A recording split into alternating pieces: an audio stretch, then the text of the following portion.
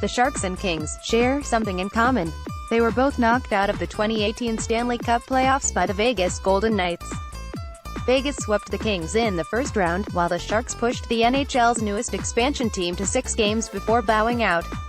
About 10 minutes after the Sharks' season ended on Sunday night, the Kings took a jab at their rivals to the north.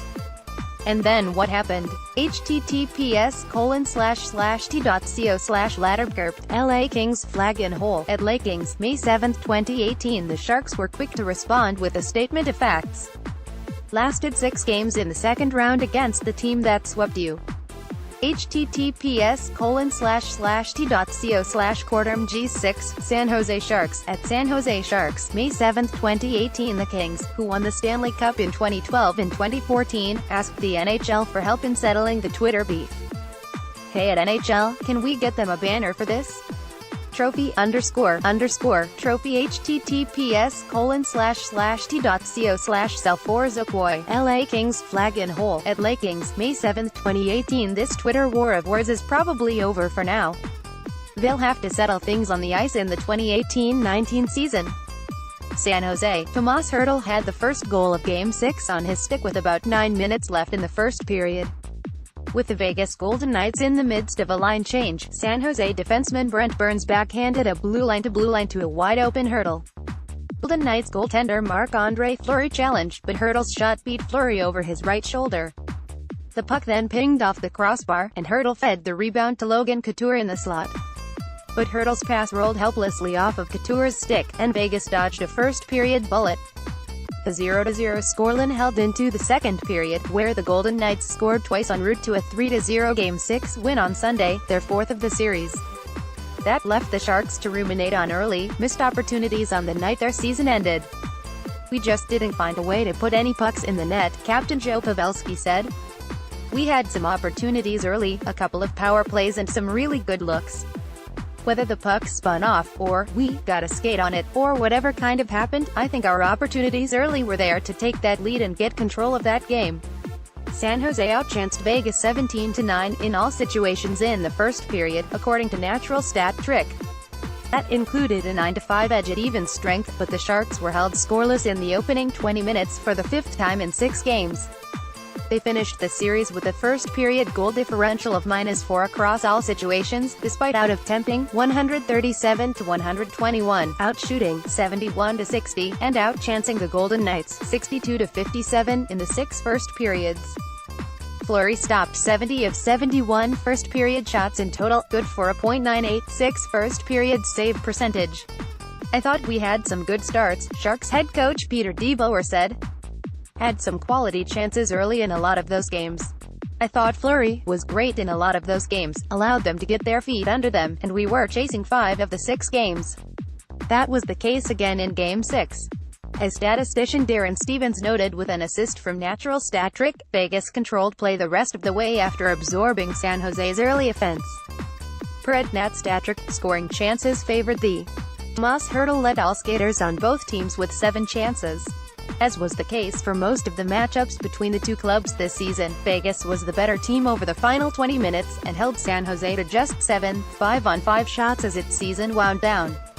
Trailing by 2, the Sharks only shot 3 times in the first 13.5 minutes of the third period. "I think if we had to do it over again, we wouldn't have had our defensemen join the rush so early in the third," Couture said. "We should have gotten back to what led to success this series, and that was chipping the puck in, going to get it, forcing them to play in the defensive zone and taking pucks the net, and for some reason, we didn't want to do that." With better finishing at the start, and better starts to their finishes, San Jose may very well still be playing. Instead, the story of the season continues unabated, and Vegas is deservedly headed to the Western Conference Finals. "For periods of the series, I thought we were the better team," Couture said. "We played the game we know we're capable of. We showed we could beat them. We just didn't do it long enough. If the San Jose Sharks must be sacrificed for the greater good of the story, then that's how it has to be.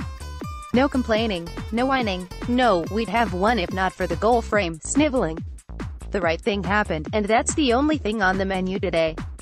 The Vegas Golden Knights, the closest thing hockey has produced that rivals the 2016 Leicester City team and the 1969 New York Mets, polished off the Sharks in Game 6 of the Western Conference semifinal, 3-0, and they earned every single bit of it. The only way they could ruin this is if someone in the organization says at any point, "Nobody believed in us, but..." Quote. Of course nobody believed in you. Nobody was supposed to believe in you. You pulled pocket bullets as your undercards and then 2 more on the flop. Just be happy and stay good. An entire sport demands it of you. Now that the safety warning has issued, here's to the Sharks, who simply lost to a superior team. A superior new team. A superior new team that still is brushing the styrofoam packing peanuts from their shoulders.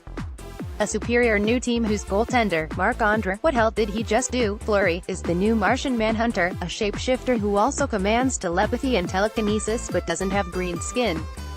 Against that, well, nice job, lads.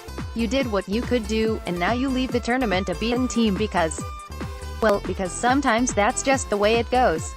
What comes next, of course, is a long summer wondering what could have been and what needs to be done. The Sharks remain the nice little team that can't close the deal, and though they have been as good as they have ever been with Peter DeBoer as the head coach and young players finally beginning to emerge as the next generation, they leave this season knowing that they simply got magicked. That may be what awaits either the Winnipeg Jets or Nashville Predators in the Western Conference Final, and if so, then we must all bow to our new shinny overlords.